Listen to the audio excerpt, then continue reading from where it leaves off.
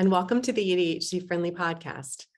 I'm Patty Blinderman, also known as ADHD Friendly Girl, introducing her today on episode number 73.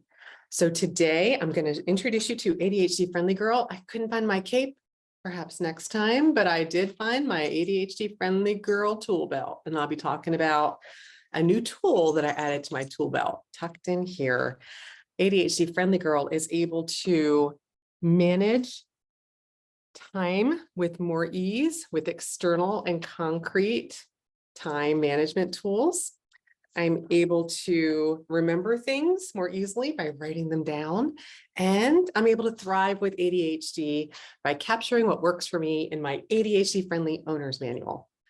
You'll hear more about ADHD Friendly Girl through future episodes, but I just want to introduce her to you because she was just something that came to me and I thought, oh my gosh, what a fun way to introduce new tools to our ADHD friendly tool belts and toolboxes. All right, so for an overview for today's episode, I'll be sharing a celebration related to a reading hack, and then I'll share my new ADHD friendly tool that I added to my tool belt to help me stay off my phone with a little bit more ease. And then I'll jump into our main topic for today. And we're going to be talking about the Four Tendencies, which is a book by Gretchen Rubin. I'm going to just do an overview of what the Four Tendencies are and share some examples of each, and just help you to explore how would knowing your tendency or those that you work with or live with or interact with in any way, how would it support you with more ease to know your and their tendencies? And then, as always, at the end, I'll highlight what's coming up in the next episode of ADHD Friendly. All right, so let's get to my celebration. First off, as we always do, I start with a celebration, and that's a reading hack. So I have been trying to finish reading the Four Tendencies book for months. It's not that it's not a great book, it is. I just have a harder time reading fiction books because there's not like a plot that's pulling me in and I can't wait to find out what happens. It's like every chapter's like starting again, and that can be really hard for my brain to stay engaged with. So I ended up rescheduling recording this podcast several times because I hadn't finished reading the book, even though I knew my tendency and had done a lot of work around the Four Tendencies to support myself. I hadn't done the reading yet, and I wanted to finish reading the book before I dove into making this podcast episode. So what I realized happened was I kept intending to read it. I kept moving the book from my nightstand to my coffee table to my side table in my office, so I would see it and remember to read it. But that visual prompt was not strong enough to help me to go into and read the book. So what I ended up doing was scheduling time to read it. And I literally just took my daily planning sheet and I would move my little planning flag.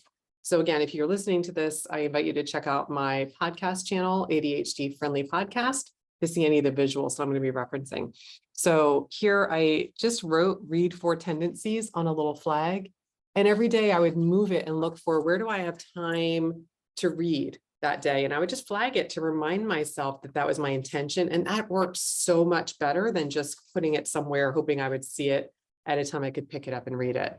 And the other thing I did was I just went ahead and bought the audio version of the same book so I could listen to it. And that way, if I was knitting or doing a puzzle or even out on my walk, I could listen to it at the same time.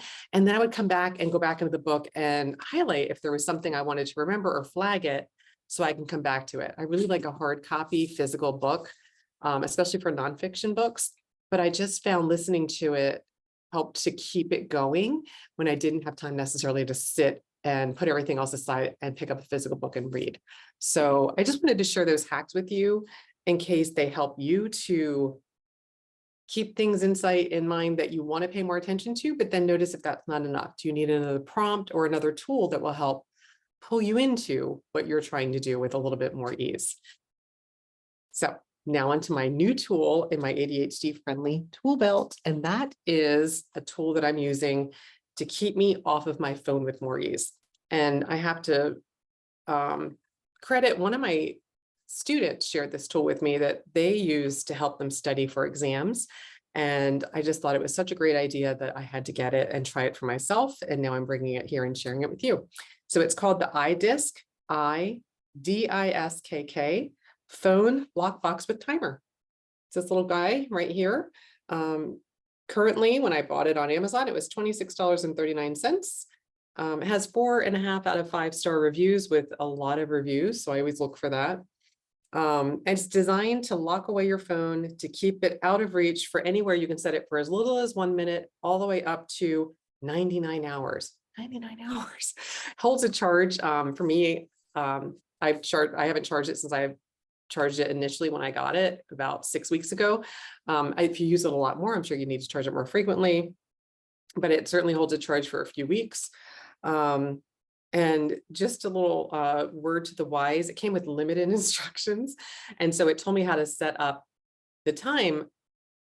I thought it meant what time it currently was. So I set it for 8:42 because it was 8:42 a.m. when I set it up. It locked for 8 hours and 42 minutes. So when it says set up the time, it means the timer, how long you intend to keep it locked for. So just want to share that because I learned the hard way, because it will not open until that time runs down. The fun thing is when the timer runs out, it makes a happy little whirling sound, like, and so it's very quiet and not very distracting, but it helps to alert you like, oh, my time, however amount of time that you set it for, it's up, and I can, go in and look at my phone at this time if I want to, but it kept you off of it for the amount of time that you intended to stay off of it. It really takes away the need to extend a bunch of willpower into trying not to go on your phone. It just removes it from the possibility of using it because you've locked it up. So there are two different images I want to share with you because it can be locked in two different ways. So the first is called a half lock, and I'm going to share a picture here. So the half lock, you can still, the front of the phone is in there. There are some openings here, so you can still touch the screen in these three different open spaces to access things like Facebook or Twitter or YouTube. You can make calls, but you cannot game on it. I would say even going on social media and different things, it's a hassle. So this front part works for me, but if you'll still go and use it to some degree, if that's not enough to keep you away from it, there's also the full lock, and that's where you turn the phone face down, lock it so you can't access anything. And it says, this is the picture from Amazon that it shows you what it can and cannot do. And this one shows you can just receive calls using an earphone. So if you have like AirPods or earbuds that allow you to make and receive calls, you can do that, and that is all you can access. So just wanted to share this tool and how I use it to support myself to stay on tasks. I actually thought about a couple of different things, like I would like it to be larger where I can fit more than one phone in here for like family dinner. But my student uses it to stay off without having to manage distractions. If you think about like how a text will come in and then it's like suddenly we thought we were just going to look at a text and now we're 30 minutes into looking at social media feeds or different things. So it just eliminates that distraction, and you get to pick how long you want to keep it locked up for. And remember, it will whirl when it's ready to be opened at the time that you set it to unlock. Because I was finding, it was very sparkly to think about, well, how could I do this in a larger way with my family without having to buy multiple of these? I started doing a deeper dive into, well, what other options are there? And I found that there was an article in the Wall Street Journal written by Molly Young. It's called The Cookie Jar Grows Up. And in that article, she reviews something called the K-Safe time locking container. So it works very much like this phone locking system, except it's larger. So it was $79.90 for the extra large version. Again, I'm holding this up. If you aren't looking, I have images of it in my YouTube video. It's the size of a bin, and you can see in here, it has like the remote control for the TV. It has a bigger iPad, a phone. It has cigarettes. It has car keys. So credit cards, if you want to lock them up. This little guy, you can lock for 1 minute is the minimum, up to 10 days is the maximum. The batteries last for 6 to 12 months on one charge. Again, it's $79.90 for the extra large container. It comes in a couple of different sizes. This is the one that was very sparkly for me. I'm seriously considering trying this out. I love the idea of the family putting all of our phones in there for dinner, just locking it up for an hour. Nobody can get into them. But you can see them, like there they are, but out of our reach. So the point of the box, and this is from Molly Young, is to annihilate a single vampiric drain on a precious resource. Banish your phone or whatever else is distracting you, your cigarettes. There was a picture in one of the examples where they had a bottle of alcohol in there. They had, all different things that you might want to, like cookies. They had a package of cookies, which that resonates so much with me. I'd put if I ever bought Oreos, I'd lock them in there so it only, opened at a certain point in the future, and I couldn't just get in there whenever I wanted an Oreo. So banish your phone and your willpower is free to flow elsewhere. So you're not draining all of your reserves of willpower trying to resist going on your phone in this little guy's case, or for the larger lockbox, the larger things, remote controls. I love that idea. I would have totally used that for gaming controllers. I remember I had a couple of kids when they would be sick and I still needed to work, but they were old enough to stay home alone. I would pack up all the different Xbox kind of controllers and things and take them with me. It would have been so nice if I could have just put it in a lockbox at home and not had to worry about, the whole, they're in my trunk and I've got to remember to get them out. Oh no, they just went in the lockbox. And then nobody can touch them, until the time that you want, or maybe you set it up. It's okay, after homework's done at this time, the box will unlock, but not until then. So it's just a tool to help minimize there's no arguing, there's no back and forth. It's just, no, sorry, the lockbox doesn't open until 7. And then, it locks again at 8. So we get an hour of, remote controls for TV or whatever it is. It just creates more ease to do that. So sharing that just in case that's something that's sparkly to you that would create more ease in your life.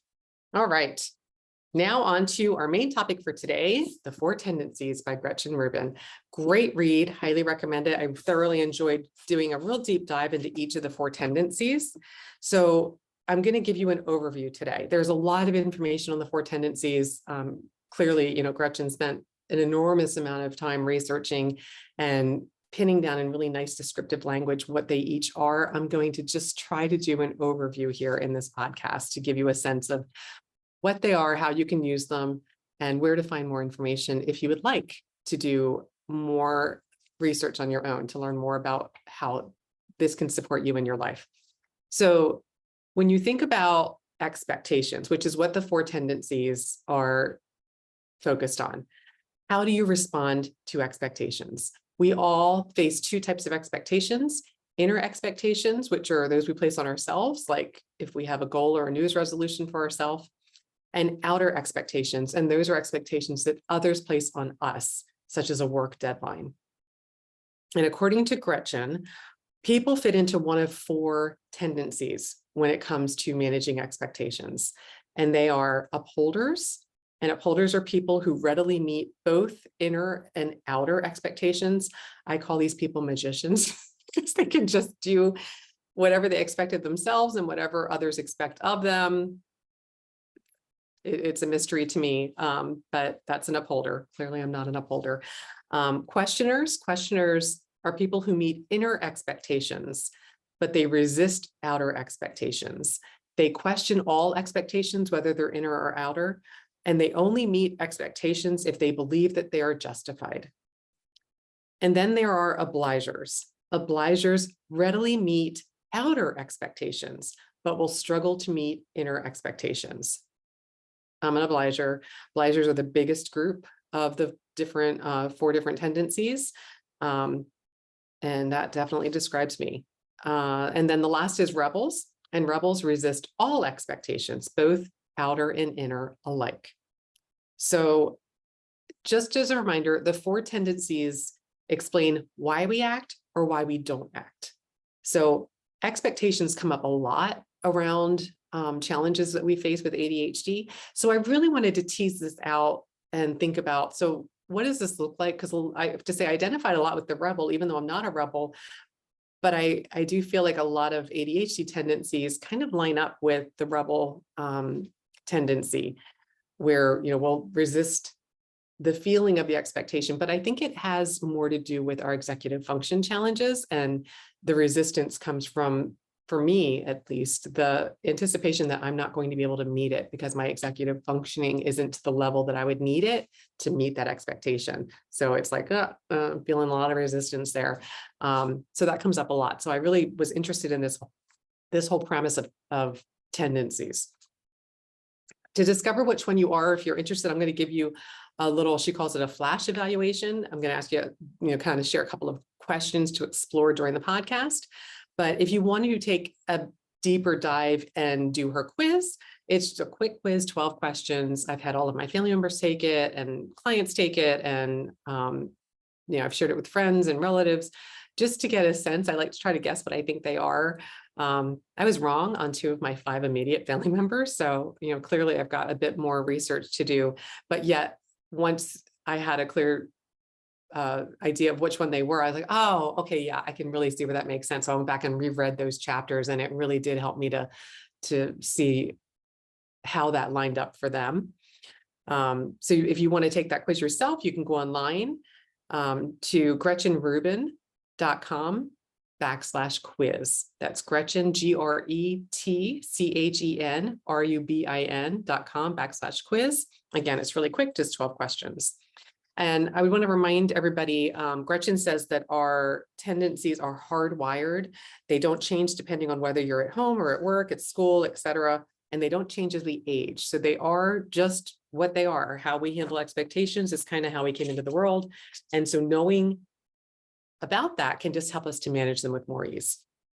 All right, so now I'm going to do a really quick flash evaluation. And this is just going to actually just, kind of review 2 of the questions that Gretchen highlights here that can help give you a strong sense of a person's tendency. She says it's important to listen for a specific answer, but to pay attention to, not important to listen for the specific answer, but to pay attention to people's reasoning, the kind of language that they use.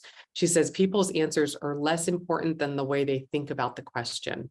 And because tendencies tend to overlap with each other, there are times where 2 tendencies might answer the same question the same way. She says, note that questioners and obligers are by far the largest tendencies. So you're more likely to be dealing with a questioner or an obliger than you would be an upholder or a rebel. So again, note that questioners and obligers are by far the largest tendencies. So you're much more likely to encounter a questioner or an obliger than you would be an upholder or a rebel. Okay, so the first question, how do you feel about New Year's resolutions? And what to listen for is, in general, upholders enjoy New Year's resolutions and will also make resolutions at other times. Questioners will make and keep resolutions, but they often object to January 1st as an arbitrary date, or that it's inefficient to wait to start a resolution. Obligers often say that they no longer make New Year's resolutions because they failed so often in the past, or if they do make them, they often don't keep them. And then generally rebels won't bind themselves with resolutions. Occasionally they'll find it fun to do so, and they emphasize that they wanted to do it and they enjoyed it and they liked the challenge. Okay, number 2, imagine there was a sign on the wall that said no cell phones. And I pulled out my cell phone and started using it. How would you feel about that? So just notice how you, kind of intuitively would feel about that if the sign clearly said no cell phones and I just pulled out my cell phone and started using it. Upholders will say that they feel very uncomfortable. Questioners will analyze the possible justifications for the rule and decide whether or not it's warranted. If they think the rule is senseless, they won't be bothered by seeing someone break it. Obligers will say that they feel uncomfortable. I felt uncomfortable just thinking about that, which they might explain by saying that cell phone use in public places can be an inconvenience or annoyance to other people, or you might even get in trouble for using the phone because the rule says no cell phones. That's definitely something I'm like, oh, I'm a rule follower. I see that. I'm like, oh, no, it says no phones. Rebels will say they don't care. They might even get a kick out of the person breaking the rule. All right, so that's just a sense of those. Some even quicker questions to ask could be, do people ever call you rigid? That's more likely to be identified as an upholder. Have people ever told you that you asked too many questions? A questioner. Do you agree that promises we make to others shouldn't be broken, but promises we make to ourselves can be broken? That's an obliger. Remember, obligers do well with outside accountability and expectations, but not so well at holding their own inner expectations. And last, do you think that something's more fun if it's against the rules, and a rebel would be more likely to say yes to that? And then for each tendency, there's one question that matters most. So once you know what your tendency is, whenever you're trying to meet an expectation, the question that really matters most for upholders is, should I do this? Because remember, they're meeting both expectations. So stopping and saying, should I do this, can help. Questioners ask, does this make sense? So if there's an expectation, they'll asking, does the expectation itself make sense? Obligers will ask, does this matter to anyone else? Because often that's what we need to do to put accountability. So even if I'm trying to do something for myself, if I can get outer accountability for that thing I'm trying to do to support myself, I'm more likely to do it. So can I make it matter to someone else? And rebels will ask, is this the person I want to be? Because they're motivated by their identity. Who they see themselves as can help, because now it's more of a choice than an expectation they're putting on themselves. All right, so now I'm just going to give you a little nutshell of each of the tendencies so that if it's you, you have a sense of how to work with yourself with more ease. But if it's somebody, describe somebody else that you work with or somebody in your immediate family or friend, it gives you a little bit of an insight into some of their strengths and some of their possible weaknesses, as well as what it looks like. So starting with the first one, which is upholders. Upholders make up 19% of all people. Famous example of an upholder is Hermione Granger from Harry Potter, who was always really concerned with the rules and making sure that Ron and Harry weren't late with their homework, or if they weren't doing their homework and they were doing something else, she would be reprimanding them. So a strong upholder. So upholders readily meet external and internal expectations. They're self-directed, so they can meet deadlines, they can work on projects, they take the initiative without much supervision. Again, magic. They enjoy routine and may have trouble adjusting to a break in the routine or sudden schedule changes. They hate to make mistakes. And because of that, they might become pretty angry or defensive when you suggest that they've dropped the ball or done something wrong. They put a high value on follow through. So don't tell them, if you're not an upholder, don't tell an upholder that you're going to do something and then not do it. That's one of the things that would really not go over well with an upholder. And they may need to be reminded that, unlike them, others aren't necessarily comforted or energized by getting things done.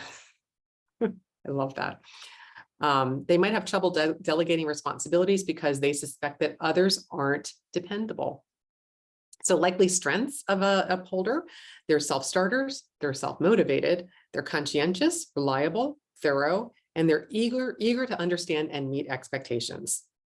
Possible weaknesses: they're defensive, rigid, uneasy when it's not clear what the rules are. Remember, they want to understand what the expectations are, so they're meeting them. And they're impatient when others need reminders, deadlines, or supervision, or they can be demanding or over scrupulous. Gretchen actually shared a nice example about impatient of when others need reminders, deadlines, or supervision. They may not be the best person to ask for accountability if you're an obliger and you need that outer accountability. Upholders can resent having to give that accountability because for them, it's just like a natural strength, and they may not feel like it's something that they should or would want to do. So that may not be the place for an obliger to get accountability if they need it. If you're looking for habit change as an upholder, the key strategy is scheduling, the strategy of scheduling. So getting it, on something, so you're scheduling it. And an upholder's mantra is, discipline is my freedom. That's amazing. Again, that whole tendency sounds like magic to me. Okay. The second is a questioner. If you are a questioner, you are one of 24%. This is the second largest tendency. Famous examples of this are Steve Jobs, real life example, and for a TV show example, Ron Swanson from Parks and Rec is, according to Gretchen, a questioner. So questioners question all expectations, and they meet an expectation only if they believe it's justified. They put a high value on reason, research, and information. They follow the advice of authorities, but only if they trust the authorities' expertise. They follow their own judgment, sometimes when it flies in the face of experts who allegedly know more. Their persistent questioning may make them seem uncooperative or defiant. They're really just trying to get information. So sometimes if you have a questioner in your family or you work with one, if you understand that's where they're coming from, it's not that they're questioning you or your research, it's really for them trying to understand. They hate anything arbitrary. So anything like 5 garments in a fitting room. Why? So they may just, kind of disregard that. They may dislike being questioned themselves because they consider that they've already carefully researched their actions, or they find it tiresome and even insulting to be asked to justify their decisions because they've already done the thinking. And they may have trouble delegating decision-making because they suspect that others don't have a sufficient bias for action, or basis for action, I should say. So their likely strengths are that they're data-driven, they're interested in creating systems that are efficient and effective, they are strong-willed, and they're willing to play devil's advocate or buck the system if it's warranted. Remember, if they're questioning and it seems arbitrary, they're going to push back on that. Their possible weaknesses are that they can suffer from analysis paralysis. Remember, they're questioners. So they might, get into kind of a questioning spiral. They keep researching and keep questioning, and they're not making decisions. They can become impatient with what they see as others' complacency. They can be have a hard time accepting closure on matters that other people consider settled. And they can defy expectations that others find fair, or at least non-optional, such as traffic regulations, again, if they find them arbitrary. They may resist others' questions. The key strategy for habit change for questioners is clarity. Remember, they're questioning to get clarity. And the questioner's mantra is, I'll comply if you convince me why. All right. Obligers make up 41%. This is the largest tendency. This is mine. It's also Tiger Woods. It's also George Bailey from It's a Wonderful Life. That Christmas movie was an obliger. So they readily meet outer expectations, but struggle to meet inner expectations. They put high value on meeting commitments to others. So for example, I'll do anything for someone else, like a family member or a client, but have a hard time meeting something for myself. They require deadlines, oversight, monitoring, and other forms of accountability. This is essential. They may have trouble setting limits on others' demands. So they may have a hard time with boundaries. They may be exploited by people who take advantage of them. And because of that, they might fall into feeling resentful or something called obliger rebellion. And there's a deeper, description of obliger rebellion in the book, but in a nutshell, it's kind of when you continue to oblige and say yes to commitments and take on responsibilities for other people, that you're feeling that strong need to meet that expectation until you finally reach a limit and you say, no, like that's it, I'm done, and push back and resist or rebel from that obligation. And obligers must have systems of external accountability in order to meet inner expectations. So their likely strengths are reliable, responsible, they're team players, good bosses, and responsible leaders. And they feel great obligation to meet others' expectations. They're willing to go the extra mile, and they're highly committed, which is, why they can be taken advantage of. Possible weaknesses: they can be resentful about what's being asked of them and of those who put themselves first. So, seeing somebody else that's able to prioritize what they want to do, but not knowing how to do that for themselves can kind of make them resentful. They may show a destructive pattern of that obliger rebellion, where they kind of push back and rebel. They can be exploitable because of that tendency to want to oblige. They can have trouble saying no or imposing limits, and they need outer accountability to meet inner expectations. So the key strategy for obligers for habit change is the strategy of accountability, absolutely needing accountability. I always say, for me, before I really understood that this was a tendency, I always knew I needed external accountability. And I always say, I can reach my goal much faster if I just put it in place instead of trying to fight it and do it for myself without needing it. If I lean into it, I'm much more likely to succeed and much more quickly, even if it ends up costing me money. So for my example, like if I pay a trainer or something, somebody, it's like, it's going to happen instead of me just trying to convince myself why I need to do it. And Obliger's mantra is, you can count on me, and I'm counting on you to count on me. All right. And finally, last but not least, the rebel. Rebel is the smallest percentage of the population, that's 17%. And famous rebels are, these are both from movies and TV shows. Tony Stark from the Marvel movies is a rebel, and Cersei Lannister from Game of Thrones is a good example of a rebel. So in a nutshell, they resist both outer and inner expectations. They put a high value on freedom, choice, self-expression, and authenticity. If someone asks or tells them to do something, they will likely resist. That's where it sounds a little bit like the ADHD tendency too. And because of that, they may be easy to manipulate by using their spirit of resistance. So if you tell them they can't do something, they might be like, oh yeah, well, I'll show you, or watch me. They may choose to act out of love, out of a sense of mission or a belief in a cause. They may love to meet a challenge in their own way, in their own time. They don't respond well to supervision, advice, directions, or routines, or doing repetitive tasks.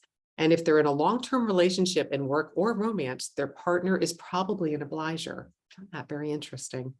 So their likely strengths for a rebel are they're independent-minded, they're able to think outside the box, they're unswayed by a conventional opinion and willing to buck social conventions, and they're in touch with their authentic desires.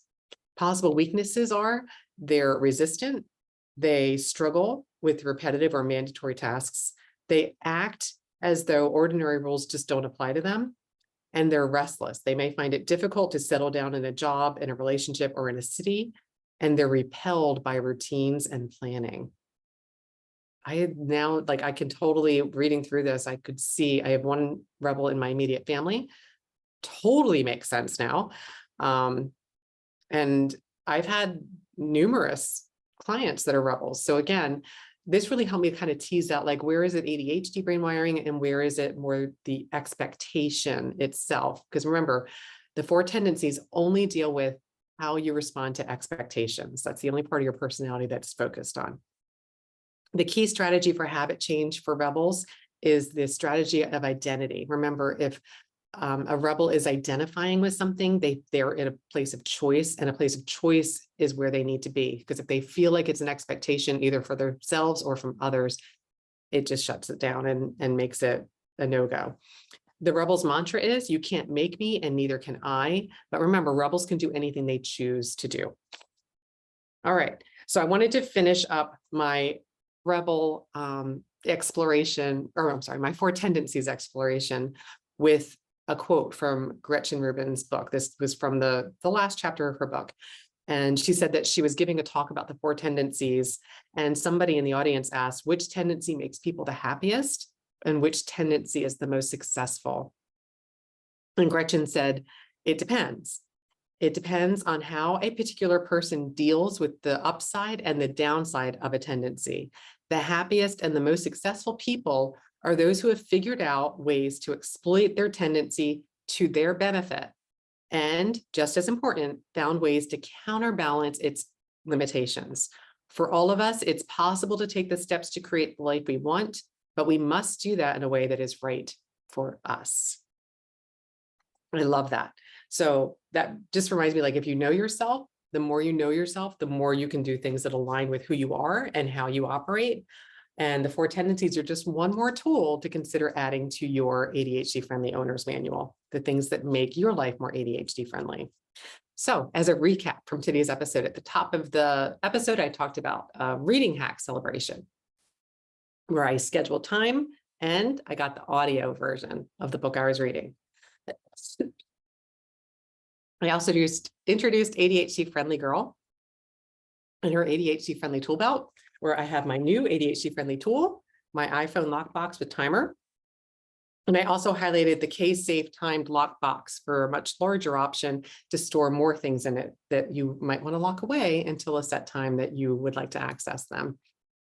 And then the main topic for today, the 4 tendencies, where I shared the 4 different tendencies of Obliger, Upholder, Questioner, and Rebel, and how knowing yourself and knowing others in your life allows you to meet expectations and work with others when there are expectations that you can approach in a more ADHD friendly way and with more ease.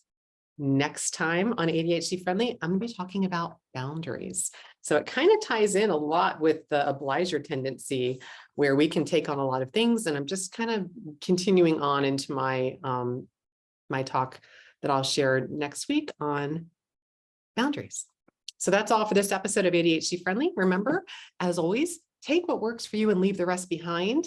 There's always, whatever we say, any book I read, any podcast I listen to, I might resonate with up to 90% of it, but there's always some things that just don't work for me. So I let those go and I hold on to the things that do resonate and work for me. And I invite you to do the same. If this episode helped you in some way or you found it interesting, please share it with others. And if you haven't already, please subscribe to my podcast on wherever platform you listen to this podcast from. That's all for now. Until next time, tally ho.